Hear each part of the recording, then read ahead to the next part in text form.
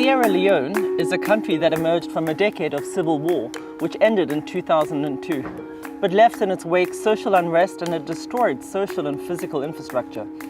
After making great strides to rebuild its fragile economy, it was devastated again by Ebola until it was finally declared Ebola-free in 2016. Sierra Leone is also a country in which only 20% of the population have access to electricity, one in which nearly 53% of the population live on less than $1 a day, and one that's reliant on food imports to feed its growing population. This week, a food scandal broke out in the capital of Freetown.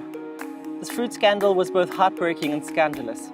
Contaminated chicken was imported into Sierra Leone by a trader. The country's health services rendered the chicken unfit for human consumption, and under the orders of government, the carcasses were buried on a landfill site.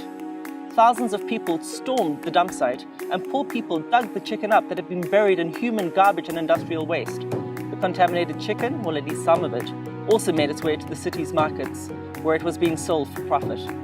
Jabril Wilson is the CEO of Masada Waste Management in Freetown. Masada Waste Management, a partner of the Waste Transformers, is a private waste management company in Freetown. Jabril earned a Super Bowl ring in 2004, playing with the New York Giants in the Super Bowl. I decided to come back to Freetown after being gone for 25 years. I've been very fortunate in my life, and I wanted to give something back to the country that I was born in. I decided to start Masada Waste Management Company as waste in Freetown is an enormous burden at the moment. And I want to see this turn around and become a force of positive change.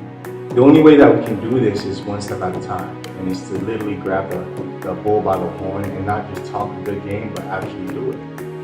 More than half of the waste generated in Freetown is made up of organic waste, rotten food, excrement, and agricultural products.